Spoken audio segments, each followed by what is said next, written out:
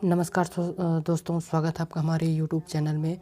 आज का जो हमारा पर्यावरण अध्ययन का जो है अगला पार्ट है ना, जो इकाई हमने 4 तक है इसका जो है सिलेबस को कंप्लीट कर लिया है। आज का जो हमारा इकाई है ये जो इकाई है आज का हमारा 5वां इकाई पर्यावरण अध्ययन व कक्षा कक्ष की जो है गतिविधियाँ है ना। इसमें क्या क्या पढ़ना है तो देखिएगा, टॉपिक में क्या है, गतिविधि क्या है, प्रयोग सामग्री का संलग्न, कक्षा कक्ष में गतिविधि का आयोजन और संगठन, छोटे छोटे प्रयोग, चर्चाएं, क्षेत्र भ्रमण, सर्वे, प्रोजेक्ट, पुस्तकालय, सीखने के संसाधन के रूप में मूल्यांकन, अच्छा, कक्षा कक्ष। ठीक है, ये जो टॉपिक है इसमें जो पर्यावरण का जो 5वां इकाई है इम्पोर्टेंट है ना। 3 से 4 नंबर इसी हर एक टॉपिक से पूछा ही जाता है। ठीक है ना, तो चलिए देखते हैं, इस वीडियो को स्टार्ट करते हैं। जो हमारा इकाई 5 है ना, तो पर्यावरण अध्ययन व कक्षा की गतिविधियाँ। तो गतिविधियाँ क्या था, पहला ही टॉपिक था उसमें है ना। तो गतिविधियाँ का अवधारणा चिरकालीन है ना। यह बच्चों के सीखने की प्रक्रिया के बुनियादी सिद्धांतों पर आधारित है। इसमें दिमागी कसरत, विश्लेषण और विवेचना भी शामिल है। दिमागी कसरत से ही इंसान जो है सीखता रहता है ना। अब इसकी जो गतिविधियाँ के जो है विशेषताएं देख लीजिएगा, विशेषताएं इम्पोर्टेंट है इसका है ना। तो अनुभव से सीखने की प्रक्रिया है। गतिविधि अकेले व समूह दोनों में होता है। गतिविधियाँ उत्सुकता जगाती है, मूर्त वस्तुओं पर जो है काम कराना है ना, करना। और गतिविधि चुनौतियों पर क्या है, आधारित होता है। ठीक है, अगला देखते हैं। गतिविधियाँ जो है बनाते समय व संचालित करने समय ध्यान देने योग्य जो है बातें हैं, ये भी इम्पोर्टेंट है। तो उद्देश्य हमारा क्या होना चाहिए, स्पष्ट होना चाहिए। ठीक है, सीखने के स्तर के हिसाब से हो, खास विषय पर केंद्रित हो, निर्देश जो है उसका स्पष्ट हो, शिक्षक की क्या है भागीदारी न्यूनतम हो, और गतिविधि का विश्लेषण व पुनः विचार जरूरी होता है ना। अगला देखिएगा, और समूह में सीखे जाने वाली जो है गतिविधियाँ, अभी इसको देखिएगा। तो 5 या 6 से अधिक बच्चे ना हो, प्रत्येक सदस्य को विशिष्ट भूमिका दें, भूमिकाओं में परिवर्तन करते रहें है ना। निश्चित समूह ना बनाएं, अभिव्यक्ति का अवसर दें। ठीक है, बच्चों के कार्य कक्षा में जो है प्रदर्शित करें। ठीक है, अगला देखते हैं। कक्षा कक्ष में की जा सकने वाली गतिविधियाँ। तो प्रयोग में इसमें क्या है, कौन घुला कौन नहीं, कौन ज़्यादा घुला है ना, ये सारे जो है हम प्रयोग कर सकते हैं। अंडा नींबू भी और तैरा भी है ना, अंडा डूबा भी और जो है तैरा भी। ठीक है, इसका प्रयोग कर सकते हैं। कौन डूबा और कौन तैरा, इसमें कर सकते हैं लेंस से कागज़ जलाना। ठीक है, ऐसे कई सारे हम प्रयोग जो है कक्षा कक्ष में बच्चों को करा सकते हैं। ठीक है, क्षेत्र भ्रमण देख लीजिएगा। यह शिक्षा का एक महत्वपूर्ण संसाधन माना गया है। इसके माध्यम से बच्चों को जो है वास्तविक परिस्थितियों में ले जाकर विषय का जो है व्यवहारिक और प्रत्यक्ष ज्ञान दिया जा सकता है। ठीक है, अगला देखिएगा सर्वे। तो समूह में बांटकर गली में ले जाकर सर्वे किया जा सकता है। प्रोजेक्ट कार्य देख लीजिएगा। तो परिस्थिति का निर्माण करता है, प्रोजेक्ट का चुनाव करना, प्रोजेक्ट का योजना बनाना, प्रोजेक्ट को व्यवहारिक रूप से देना, और अंत में है प्रशिक्षण, उसका परीक्षण करना। ठीक है, अगला देखिएगा। पुस्तकालय सीखने के संसाधन के रूप में कैसे उपयोगी है। तो पुस्तकालय बच्चों के सीखने का जो है बेहतर माध्यम हो सकता है, बशर्ते उसे पुस्तकालय के उपयोग के लिए समय का पाबंद ना हो। सामुदायिक और सरकारी पुस्तकालयों को स्कूली पुस्तकालयों से जो है जोड़ा जा सकता है ना। पठित पुस्तकों पर चर्चा करने, सुनने और सुनाने का जो है उपयोग पुस्तकालय में ही किया जाए। स्कूलों में पुस्तकालय के लिए एक अलग सा कमरा होना चाहिए। ठीक है, ये सारी चीज़ें हैं इम्पोर्टेंट है। अगला देखिएगा, पर्यावरण अध्ययन में जो है मूल्यांकन। तो पर्यावरण का मतलब केवल कितना सीखा गया है उसके अंक देना ही नहीं, बल्कि उसे सीखे हुए कितने को परत दर परत जो है जानना ज़्यादा जरूरी होता है। सही मायने में मूल्यांकन तभी संपूर्ण होता है जब इस नज़रिए से किया जाए, केवल 6 माही या सालाना तिमाही लेने से आपका जो है उद्देश्य पूरा नहीं होता है ना। मूल्यांकन देखिएगा, अगला मूल्यांकन कैसे किया जाए। तो मूल्यांकन प्रगति के आधार पर हो, ना कि बच्चों की है तुलना कर के लिया जाए है ना। मूल्यांकन निरंतर कक्षा कक्ष में होना चाहिए। ठीक है, अब इसी का देखिएगा जो है हम इसी का पर्यावरण अध्ययन का कक्षागत की गतिविधियाँ देख लेते हैं। तो पर्यावरण की गति को आप समझते हैं, है ना। तो पर्यावरण के क्षेत्र में विभिन्न आयामों को जानकारी करने का, है ना, करने पर उन विचार विमर्श करने तथा फिर से उसे हर स्तर आयु वर्ग तक के लोगों तक पहुंचाने हेतु आज अनेक गतिविधियां आयोजित हो रही है। इसका मूल्य संचालन भारत सरकार तथा राज्य सरकारों के पर्यावरण विभागों के निर्देशन व उसकी दिशा जो है बिंदुओं के आधार पर होता है। वित्तीय भार भी यही दोनों अभिकरण वहन करते हैं। क्रियान्वयन का कार्य शैक्षणिक संस्थाओं द्वारा पर्यावरण के क्षेत्र में कार्यरत स्वयंसेवा संस्था द्वारा, नेहरू युवा केंद्र के द्वारा, विश्वविद्यालयों के एक कतिपय विभाग, स्काउट एवं गाइड की स्थानीय शाखाएं, है ना, लायंस एवं रोटरी क्लब आदि द्वारा किया जाता है ना। लक्ष्य यही रहता है कि पहला देखिएगा क्या लक्ष्य है इसका, कि पर्यावरण के बारे में सामान्य जानकारी को समकीकृत करना, नई जानकारी को खोजें और लोगों तक पहुंचाने हेतु कार्यक्रमों को तैयार करें और विभिन्न कार्यकलापों द्वारा उन ज्ञान को लोगों तक क्या है पहुंचाना, ये इसका क्या है उद्देश्य होता है ना। अगला देखिएगा, विभिन्न कार्यक्रमों हेतु जो विविध जो पर्यावरणीय गतिविधियां संभव है उनका समेकित रूप से निम्न प्रकार से क्या है कि अवलोकन किया जा सकता है। तो पहला देखिएगा प्राकृतिक संरक्षण कार्य, तो इसमें बृहद पौधारोपण, है ना। दूसरा है जलाशयों की सफाई, तीसरा जंगल की सुरक्षा, चौथा प्राकृतिक संसाधनों का जो है संरक्षण। ठीक है। अब दूसरा देखिएगा 12 नंबर है पर्यावरण का अध्ययन, तो शोध प्रोजेक्ट्स, है ना, क्रियात्मक अनुसंधान और परिस्थितिकी स्थिति प्रतिवेदन। 7 नंबर में है पर्यावरणीय जन जागृत कार्यक्रम, इसमें देखिएगा पहला परिस्थितिकी विकास शिविर, दूसरा है व्याख्यान श्रृंखला, तीसरा है प्रशिक्षण कार्यक्रम और चौथा है फिल्म शोज, है ना, और अगला है प्रदर्शनी। ठीक है। और आगे देखते हैं 10 नंबर में, तो पर्यावरणीय विचार जो है विनिमय, इसमें क्या आएगा सेमिनार जो होता है, कार्यगोष्ठियाँ हो सकती है, विचार गोष्ठियाँ हो सकती है और वैचारिक का आदान प्रदान इसमें संभव है। अगला देखिएगा मूल्यांकन के बारे में भी है, तो मूल्यांकन को समझते हैं।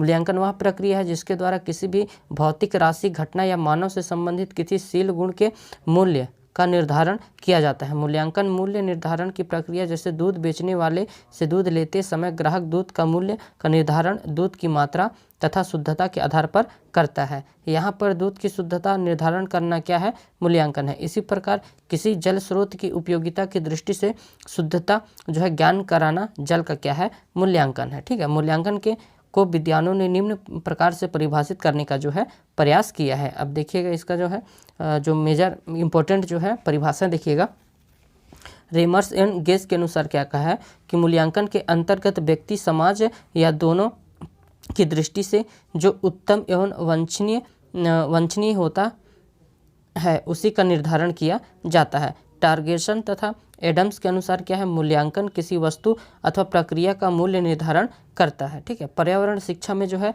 मूल्यांकन का महत्व को जानते हैं, है ना। तो पर्यावरणीय शिक्षा में मूल्यांकन प्रणाली के द्वारा जल, वायु आदि का मूल्यांकन निम्न प्रकार से जो है किया जा सकता है। आगे देखिएगा, तो जल का मूल्यांकन, जल में ठोस पदार्थ जितनी अधिक मात्रा में घुले होते हैं, जल में घुलित ऑक्सीजन की मात्रा उतनी ही क्या होता है कम होता है। ऐसा जल पीने तथा सिंचाई के लिए कम उपयुक्त होता है। घुलित ठोस के मापन की जो इकाई है पीपीटी, है ना, ये जो इसका फुल फॉर्म देखिएगा पार्टिकल्स पर थाउजेंड होता है ना। इसे क्या है GL से जो है व्यक्त किया जाता है। ठीक है। अगला देखिएगा घुलित ऑक्सीजन मापन, है ना। तो जल में घुलित ऑक्सीजन को मात्रा जल की गुणवत्ता निर्धारण का एक महत्वपूर्ण पैरामीटर है ना। जल में घुलित ऑक्सीजन जल में संचित जो भौतिक तथा जैविक क्रियाओं का सूचांक होता है। वायुमंडलीय ऑक्सीजन, आगे देखिएगा, का जल घुलने की प्रक्रिया का भौतिक प्रक्रिया जो है कहलाता है, जो जल के ताप, दाब, उपवेग आदि कारकों से क्या है प्रभावित होता है। जल से संचालित प्रकाश संश्लेषण क्रिया जैविक कहलाती है, जो जल में विद्यमान फाइटोप्लैंक्टन संपादित होती है। ऑक्सीजन मीटर विधि देख लीजिएगा, तो जल में घुलित ऑक्सीजन के मापन की यह एक सुविधाजनक तथा कम समय में पूर्ण होने वाली जो है विधि है। आवश्यक सामग्री इसमें क्या चाहिए, ऑक्सीजन मीटर, टीओ प्रोब सहित, है ना, और विद्युत विडोलक और प्रतिशत सोडियम सल्फेट का जो है घोल है ना, 5% सोडियम जो है सल्फेट का घोल चाहिए। विधि क्या करेंगे देखिएगा, सर्वप्रथम ऑपरेशनल मैनुअल को ध्यानपूर्वक पढ़ लिया जाता है। तत्पश्चात 5% सोडियम सल्फेट घोल को अच्छी तरह से विद्युत विडोलक चलाकर मिला लिया जाता है तथा डीओ प्रोब को न्यादर्श जल में डुबोकर घुलित ऑक्सीजन की मात्रा मीटर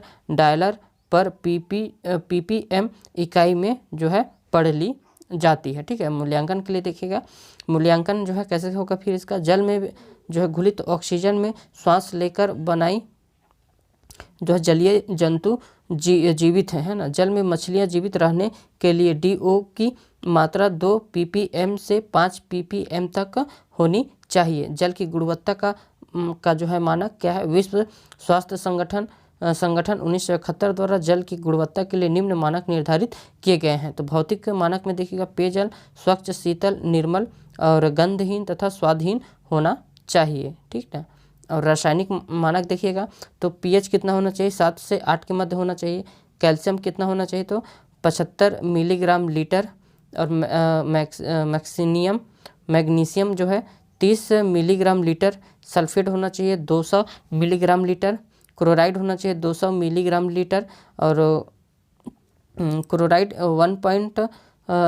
0.1 मिलीग्राम लीटर। और मैग्नीज होना चाहिए 0.05 मिलीलीटर। कॉपर होना चाहिए 0.0 मिलीग्राम लीटर। जिंक होना चाहिए 5.00 मिलीग्राम लीटर, और आर्सेनिक होना चाहिए 0.05 मिलीग्राम लीटर, और कैडमियम होना चाहिए 0.005 मिलीग्राम लीटर, और साइनाइड होना चाहिए 0.05 मिलीग्राम लीटर, और सीसा होना चाहिए 0.05 मिलीग्राम लीटर, और पारा होना चाहिए 0.001 मिलीग्राम लीटर, है ना। ये रासायनिक मानक का जो है मानक मापन है ना। अगला देखिएगा कि वायुमंडल में carbon dioxide, carbon monoxide, sulphur तथा nitrogen, oxygen, carbon hydrocarbon gas सम्मिलित होने से वायु क्या है, प्रदूषित होती है। तथा वायु प्रदूषण की स्थिति की जानकारी के लिए किसी स्थान विशेष के वायुमंडल में उक्त गैसों की उपस्थिति मात्रा मापन करना आवश्यक होता है। कार्बन डाइऑक्साइड का मापन देखिएगा, वायुमंडल के कार्बन डाइऑक्साइड CO2 की मात्रा का मापन एक विशेष प्रकार के उपकरण की सहायता से किया जाता है। इसे जेकोनड्रॉफ उपकरण कहा जाता है। इंपॉर्टेंट है ये नाम, याद रखिएगा। विधि, तो इसके लिए क्या करेंगे कि सर्वप्रथम एक गर्म करके, है ना, सर्वप्रथम एक गर्म करके ठंडी कि नई साफ बोतल में 100 मिलीलीटर अशुद्ध जल लेकर 0.53 ग्राम सोडियम कार्बोनेट घोल तथा 0.1 ग्राम फिनोफ्थेलिन सूचक मिलाकर प्रायोगिक घोल तैयार किया जाएगा। इस घोल में 10 मिलीलीटर जो है भाग जेकोट्रॉफ उपकरण में लेकर उपकरण को सामान्यतः वायुमंडल में रखकर पंप द्वारा घोल के अंदर वायु को प्रविष्ट कराया जाता है। पंप तब तक चलते रहता है जब तक कि उपकरण के अंदर घोल रंगहीन नहीं हो जाता। घोल के रंगहीन होने तक पंप के स्ट्रोक की संख्या है ना नोट कर ली जाती है। इसके बाद उपकरण की भली जो है प्रकार से अशुद्ध जल से को क्या है साफ करके पुनः 10 मिलीग्राम प्रायोगिक घोल का उपकरण में भरकर उपकरण को उस स्थान पर रखकर जहाँ की वायु में CO2 की मात्रा मापन करना है। पंप को पूर्ववत तब तक चलाते हैं जब तक कि घोल रंगहीन नहीं हो जाता है। दूसरी बार भी यह पंप के स्ट्रोक की संख्या को है कि हम नोट कर ली जाती है ना। अम्ल का क्या है कि निम्नलिखित सूत्र से कि हम मापन CO2 के मापन का गणना करते हैं। CO2 है ना अपॉन B/S -25, ठीक है ना। इसमें देखिएगा मूल्यांकन में क्या निकलेगा कि वायुमंडल में CO2 गैस की उपस्थिति के कारण पेड़ पौधों में संश्लेषण की क्रिया संपन्न होती है, किंतु वायुमंडल में CO2 गैस की अधिक मात्रा में उपस्थित होने के कारण क्या प्राणियों के को जो है श्वसन में है कठिनाई होता है। कार्बन मोनोऑक्साइड का मापन तो CO2 वायुमंडलीय कार्बन मोनोऑक्साइड के मापन के लिए निम्नलिखित विधियां का है जो प्रयोग किया जाता है। इंफ्रारेड गैस एनालाइजर है ना, दूसरा है कार्बन मोनोऑक्साइड को मीथेन में परिवर्तन करके, तीसरा है स्पेक्ट्रोमीटर द्वारा, है ना। अब इसमें मूल्यांकन करने के लिए देखिएगा, मूल्यांकन में क्या होता है कि कार्बन मोनोऑक्साइड जो मुख्यतः स्वचालित वाहनों से उत्सर्जित होती है, बहुत घातक वायु प्रदूषक है। इसकी वायुमंडल में अधिक उपस्थिति से सिर दर्द, मिचली हृदय गति में वृद्धि, सांस लेने में कठिनाई आदि जो है व्यक्तियाँ होती हैं, है ना। सल्फर डाइऑक्साइड का जो मापन है SO2, तो वायुमंडलीय सल्फर डाइऑक्साइड गैस के मापन के लिए जो है निम्नलिखित विधियाँ जो है प्रचलित हैं, ठीक है। तो क्वाड्रोमीट्रिक विधि, इलेक्ट्रोमेट्रिक विधि और वेस्टरगेट विधि और फ्लेम विधि, है ना, ये सारी क्या है उपयोगी विधि हैं, ठीक है। अब देखिएगा पहला विधि में है, तो इस विधि में ज्ञात आयतन की वायु को सल्फ्यूरिक अम्ल तथा हाइड्रोजन पेरोक्साइड के तनु घोल में गुजारा जाता है। वायु में उपस्थित सल्फर डाइऑक्साइड सल्फ्यूरिक अम्ल पर परिवर्तित होकर घोल की विद्युत चालकता में वृद्धि करती है। घोल की विद्युत चालकता में वृद्धि के आधार पर वायु के इकाई आयतन में सल्फर डाइऑक्साइड गैस की मात्रा ज्ञात कर ली जाती है, ठीक है। अब मूल्यांकन में क्या होगा, यह तीव्र वायु प्रदूषक है। यह गैस सांस लेने में कठिनाई व सिर दर्द पैदा करती है तथा वायु में उपस्थित नापी से क्रिया करके सल्फ्यूरिक अम्ल को क्या है कि बनाता है ना। वायुमंडल में सल्फ्यूरिक अम्ल निर्माण के लिए अम्लीय वर्षा होती है जो संगमरमर के भवनों व वनस्पतियों के लिए क्या होता है हानिकारक होता है। अगला देखिएगा ध्वनि तीव्रता मापन या शोर मापन। तो शोर मापन यंत्र एक सामान्य माइक्रोफोन लगा होता है जो ध्वनि ऊर्जा को विद्युत ऊर्जा में क्या है परिवर्तन करता है। उत्पन्न विद्युत धारा की तीव्रता ध्वनि तीव्रता क्या होता है समानुपाती होता है। शोकर मापक यंत्र में माइक्रोफोन से उत्पन्न विद्युत धारा को क्या है परावर्तकों से गुजारते हुए संसूचक तक भेजा जाता है। संसूचक ध्वनि की तीव्रता को डेसिमल या वाट्स में प्रदर्शित करते हैं। 0 डेसिबल वह सबसे मंद ध्वनि होती है जो सामान्य कान द्वारा मात्र सुनी जा सकती है, ठीक है। अगला देखिएगा मूल्यांकन। इसी में मूल्यांकन सामान्यतः वार्तालाप की ध्वनि की तीव्रता 60 डेसिबल होती है। 70 डेसिबल से अधिक तीव्रता ध्वनि में मानव से अधिक समय तक रहने से उसे बहरापन, रक्तचाप में वृद्धि, चिड़चिड़ाहटपन तथा पाचन क्रिया बिगड़ती है ना।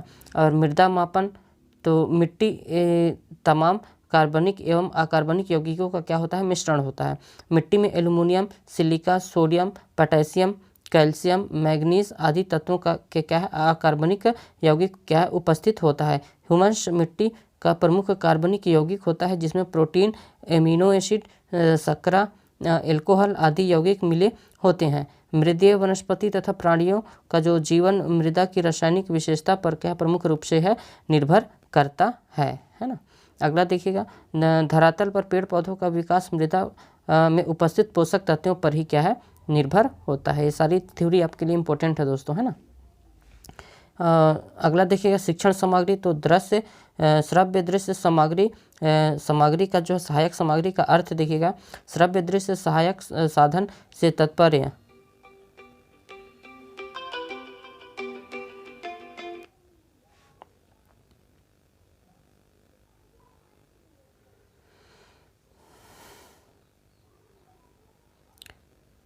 उन पदार्थों, वस्तुओं और सामग्रियों से है जो शिक्षण अधिगम प्रक्रिया को सरल, रोचक व प्रभावशाली बनाते हैं। कक्षा में पढ़ाई गई विषय वस्तु को समझने में सहायता करते हैं तथा छात्रों को दृश्य और श्रव्य इंद्रियों को प्रभावित करते हुए अध्यापक को विशिष्ट जो है शिक्षण उद्देश्यों की जो है प्राप्ति में सहयोग देते हैं, ठीक है। अगला देखिएगा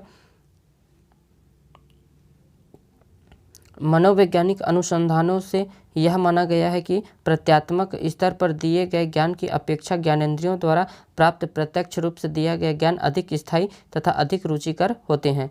फ्रोसिल नोल ने कहा है कि शिक्षात्मक कार्यक्रम में उत्तम अनुदेश तक पक्को नींव का एक प्रमुख अंश है। ये संसाधन ऐसी सहायक विधियां हैं जिनके द्वारा अध्यापक ज्ञानेंद्रियों के उचित उपयोग से तथ्यों को अधिक स्पष्ट कर सकता है, विभिन्न धारणाओं को समन्वित रूप से स्थिर कर सकता है, उनकी विभिन्न रूपों से जो व्याख्या कर सकता है तथा उनका गुणांकन कर सकता है। ठीक है, अब देखिए आगे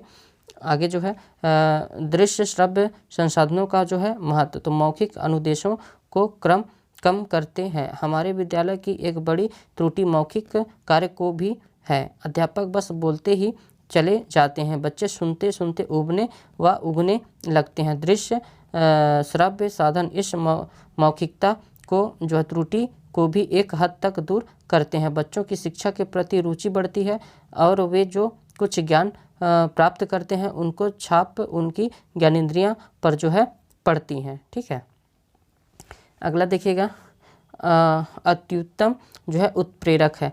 तो दृश्य श्रव्य साधन सबसे अधिक प्रभावशाली हैं, बच्चों को रुचि ढंग से उत्प्रेरित करते हैं। बच्चे अधिक उत्साह से कार्य करते हैं तथा वे शोर और भी अधिक रुचि पाठ में लेने लगते हैं। स्पष्ट प्रतिबिंब डालते हैं। जब हम पदार्थों को देखते स्पर्श करते हैं व उनके विषय से सुनते हैं तो हमारे हृदय में उन पदार्थों का स्पष्ट बिंब अंकित हो जाता है और वे बिंब अथवा छापे थोड़ी बहुत मात्रा में स्थायी हो जाता है, क्योंकि हमारा उससे प्रत्यक्ष रूप से परिचय होता है। इंद्रियों द्वारा ज्ञान प्राप्त ज्ञान स्वाभाविक से होता ही है, आसान तथा रुचिकर भी होता है ना।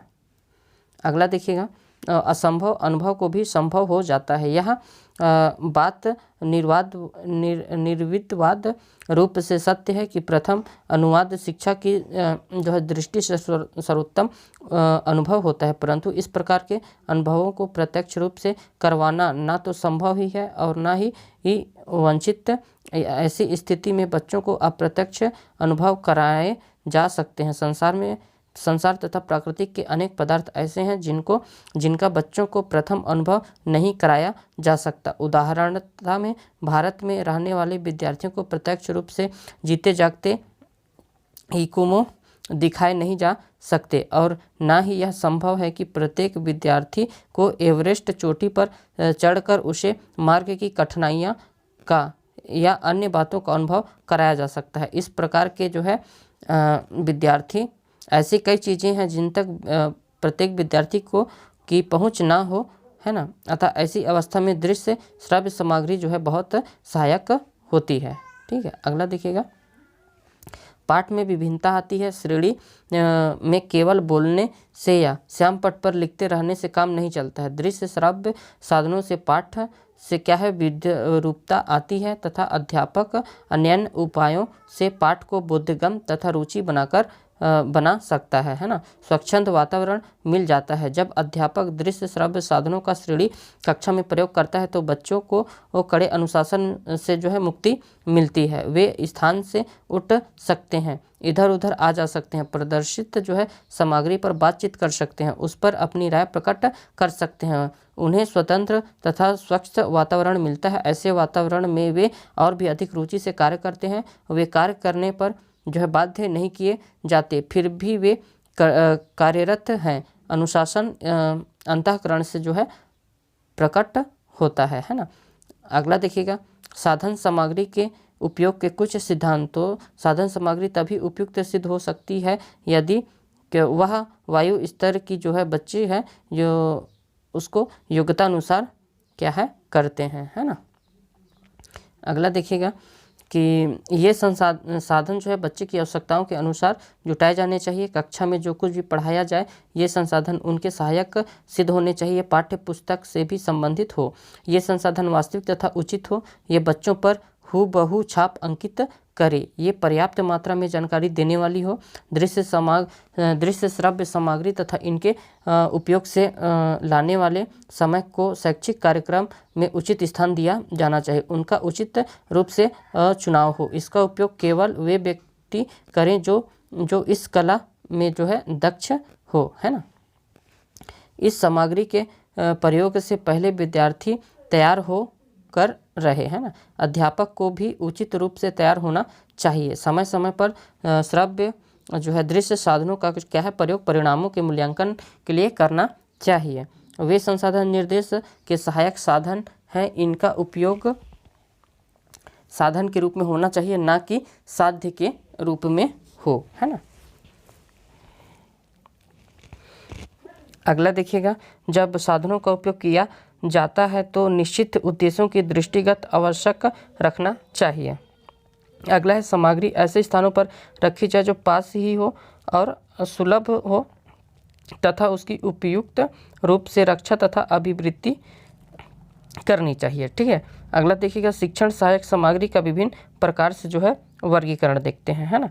तो इसमें देखिएगा शिक्षण साधन का जो है साधनों का वर्गीकरण, तो श्रव्य साधन में है, श्रव्य इंद्रियों से संबंधित है, तो फोनोग्राफ और रेडियो जो सुनने से संबंधित है। ये सब इम्पोर्टेंट है ना दोस्तों, आपको ये चीज़ याद रखना है ना। और दृश्य साधन में जो आँखों से संबंधित होती है, जिसको हम देखते हैं ना, तो चलचित्र हो गया, कैमरा, श्यामपट, चित्र सामग्री, मानचित्र, डायग्राम इत्यादि, है ना, फाइनल पोर्ट, ये सारी चीज़ें क्या है इम्पोर्टेंट है। अब अगला देखिएगा, दृश्य श्राव्य में जो आँखों और कानों से संबंधित होता है, तो जो ध्वन्यात्मक होता है चलचित्र, मूवी वगैरह हो गया, और टेलीविज़न हो गया, है ना। क्रियात्मक संसाधन में शिक्षालय की ओर से, है ना, जो स्कूल की ओर से भ्रमण यात्रा अथवा शिविर हो जाएगा, पदार्थ अथवा नमूने हो जाएंगे इसमें, ठीक ना। और विधियाँ में देखिएगा, विविध में तो पुस्तकें हो जाएंगे, प्रदर्शन सामग्री और अभिनय हो जाएगा। और अनुभव का जो चित्रकोण का वर्गीकरण देखिएगा, तो एडगर डेल ने दृश्य श्राव्य साधनों का निम्न प्रकार से वर्गीकरण किया गया है। तो देखिएगा, मौखिक संकेत, दृश्यात्मक संकेत, रेडियो प्रसार, शांत चलचित्र, प्रदर्शन सामग्री, भ्रमण, प्रदर्शन, अभिनय करना, ये सारी चीज़ें जो है एडगर डेल के अनुसार है ना। अगला देखिएगा, आयोजित कृत्रिम अनुभव, वास्तविक प्रत्यक्ष अनुभव, ये सारी चीज़ें है ना। अगला देखिएगा, सहायक शिक्षण सहायक सामग्री का वर्गीकरण, है ना। तो प्रक्षेपी साधन हो सकता है, अप्रक्षेपी साधन हो सकता है, क्रियात्मक साधन हो सकता है। प्रक्षेपी साधन में प्रक्षेपी साधन के अंतर्गत दृश्य साधन वर्ग के वे सामग्री तथा उपकरण शामिल किए जाते हैं जिन्हें किसी वस्तु या प्रक्रिया के पर्दे पर प्रक्षेपित चित्रों के रूप में दिखाई जाने के लिए प्रयोग में लाया जाता है ना। और अप्रक्षेपी साधन में क्या आता है, अप्रक्षेपी साधन के अंतर्गत वे सामग्री तथा साधन शामिल किए जाते हैं जो बिना किसी प्रक्षेपण के सीधे हमें प्रभावित करते हैं। क्रियात्मक संसाधन क्या हो जाएगा, साधन, ये संसाधन जो है साधन है जिसमें देखने सुनने के अतिरिक्त करके सीखने के सिद्धांत पर क्या है पालन किया जाता है ना। अगला देखिएगा, इधर जो शिक्षण सहायक सामग्री का जो वर्गीकरण किया गया है ये इंपॉर्टेंट है आपके लिए, है ना, इसको याद रखिएगा।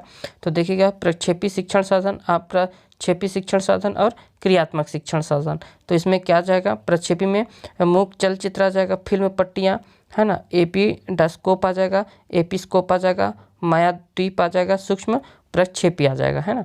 और श्राव्य में क्या आ जाएगा, इसमें अप्रक्षेपी जो शिक्षण साधन में श्राव्य साधन रेडियो रिकॉर्डिंग, है ना। दृश्य में साधन में प्रदर्शन बोर्ड, चाक बोर्ड, ठीक है। और अगला है देखिएगा, बुलेटिन बोर्ड, फाइनल बोर्ड और मैग्नेट बोर्ड, इसमें बहुत सारा है। द्वियामी साधन चित्र, मानचित्र, poster, chart, flat card, graph, है ना। और कार्ड्स आ जाएंगे। त्रियामी साधन मॉडल, नमूने, मेकअप, कठपुतली, वस्तुएं, ये सारी चीज़ें इसमें आएगा, है ना। और आगे देखेंगे दृश्य श्राव्य साधन में, तो इसमें television, radio, tape recorder, radio vision, video, शिक्षण मशीन, है ना, और कंप्यूटर, ये सारी चीज़ें क्या है इसका याद रखिएगा, नाम बेहद इंपॉर्टेंट है ना। क्षेत्र भ्रमण के बारे में देख लीजिएगा। क्षेत्र भ्रमण में क्या है कि क्षेत्र भ्रमण पर्यटन छात्र की शिक्षा का जो है महत्वपूर्ण स्थान होता है। पर्यटन एक ऐसा साधन है जिसके द्वारा छात्र अपने ज्ञान को प्रत्यक्ष देखकर स्थायी एवं दृढ़ता बनाता है। जैसे विद्युत उत्पादन के लिए बिजली घर जाकर देखना पड़ेगा, है ना।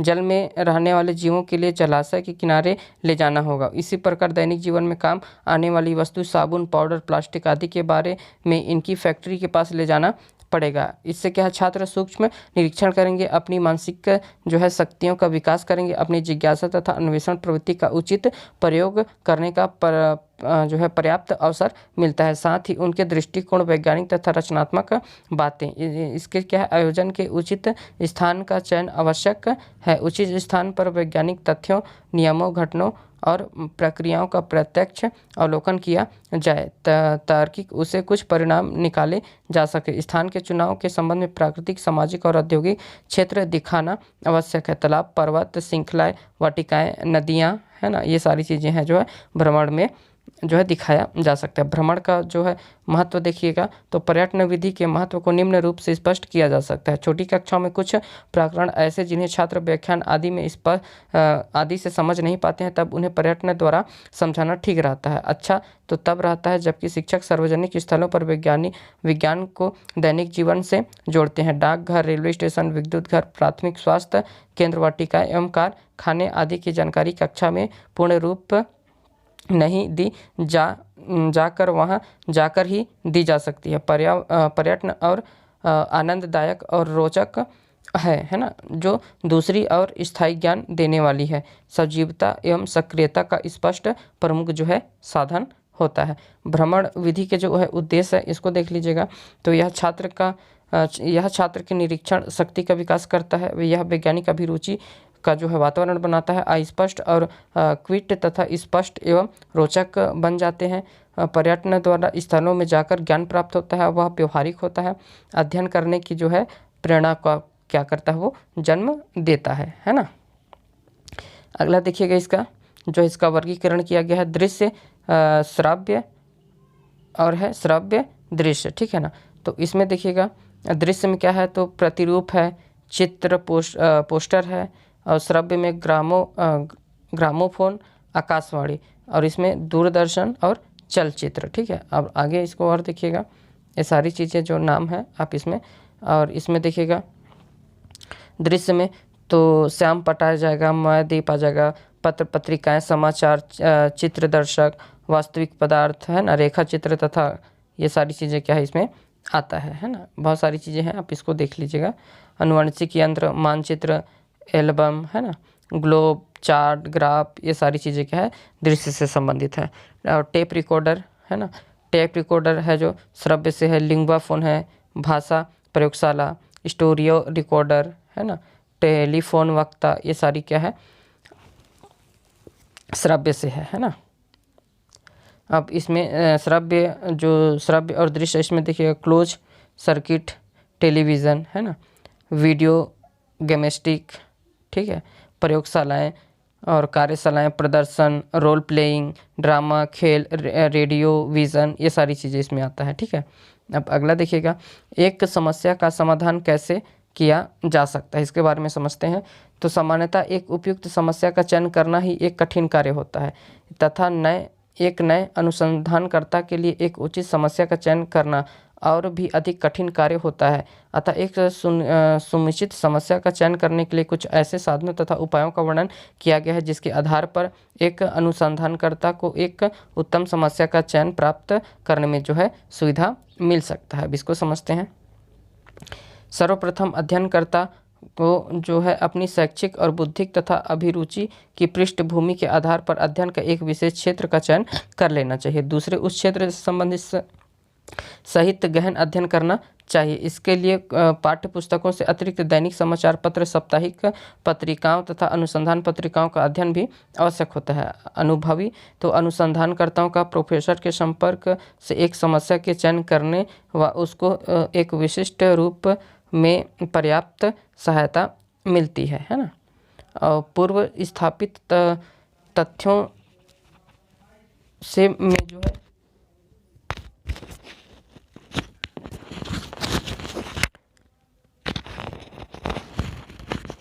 संबंधित जो है कि समस्या पुनः उत्पन्न की जा सकती है ना।